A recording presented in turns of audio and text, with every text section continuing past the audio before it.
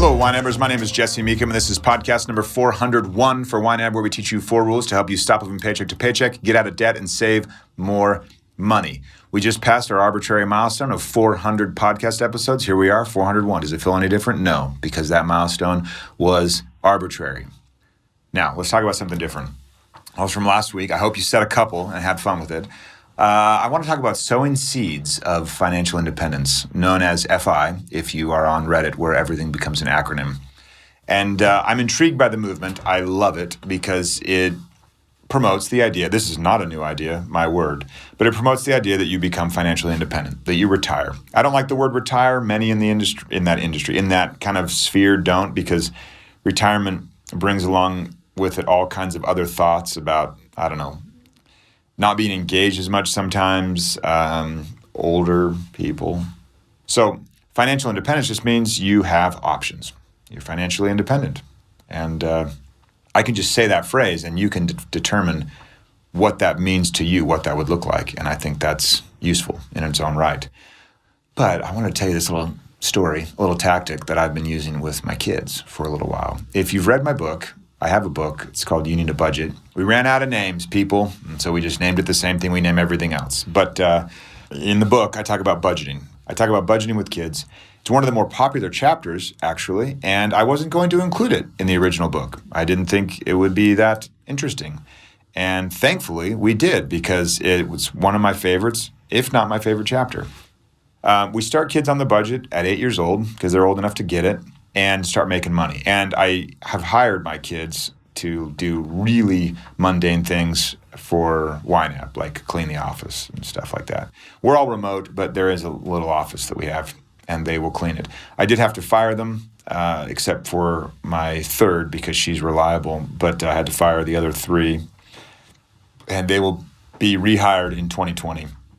We'll see how it goes, but they kept complaining early in 2019 about having to come, and I pay them well. But the rule is, and I'll get to this in a moment, but just to get to the firing part, the rule is that they have to save half of what they make. They have to give 10% and then save half of the rest, and for things like school, because heaven knows I'm not paying for it. And they don't listen to the podcast, so as far as they're concerned, I am not paying for it.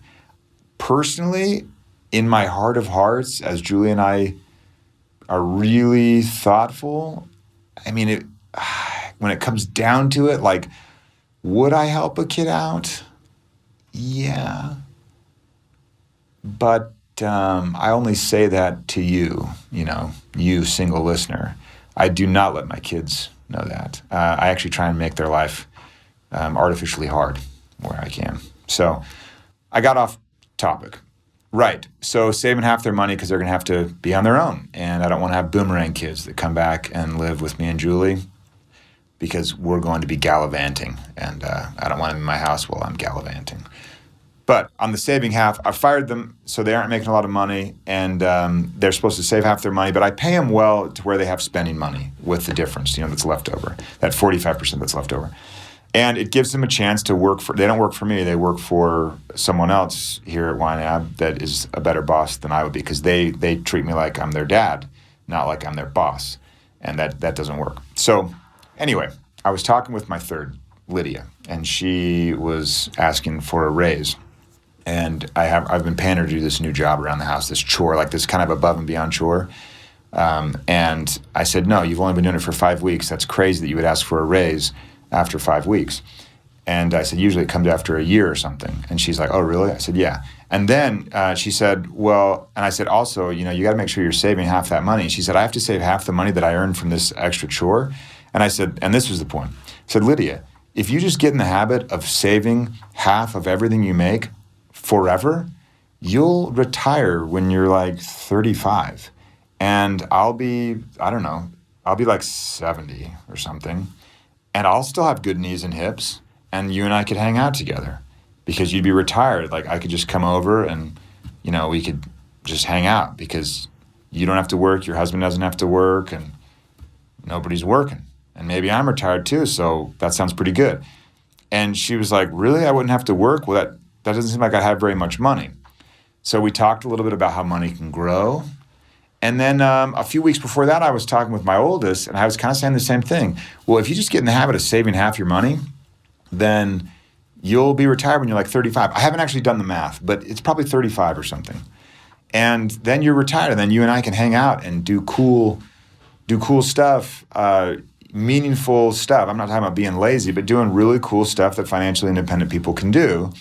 And I can play with my kids a lot, which would be awesome, because I think it'd be, gallivanting with just Julie would be fun, but having the kids be a little more flexible in their work arrangements would be awesome too.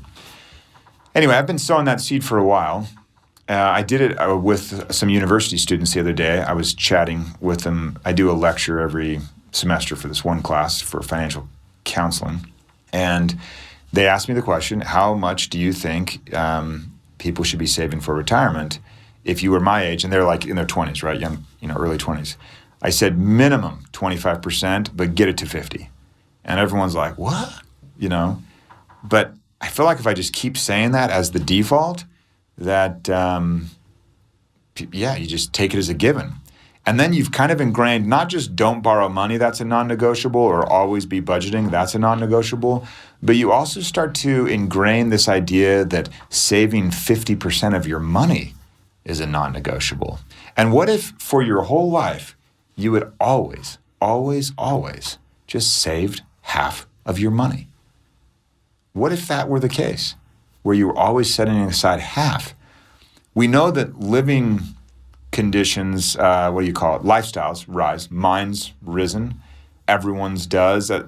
It's a generalization, but I think it's pretty accurate. As your income rises, your lifestyle expenses, those rise along with it. And the goal is to kind of beat that back. So we know that you can live at a lower lifestyle level because you did.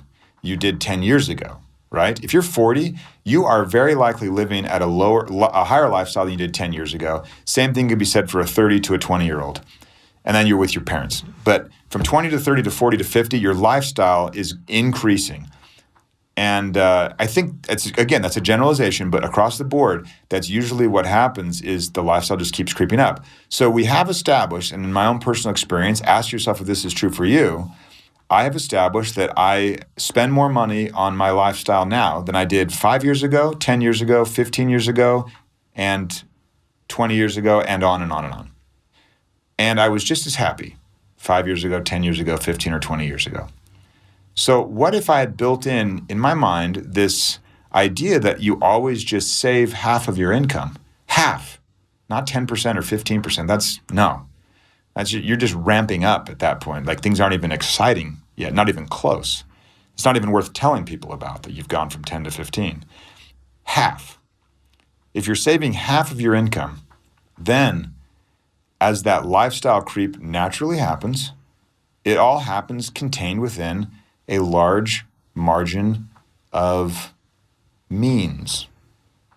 And that's probably room for another podcast episode because I have a lot to say about that, living within your means and what that actually means for opportunity. However, I just wanted to sow the seed of financial independence in you. Have you looked back and asked yourself, what would it have been like had I just always saved half? Because we know that your lifestyle has increased. So we know that you could live on less because you already did. Until next time, follow YNAB's 4 rules and you will win financially. You've never budgeted like this.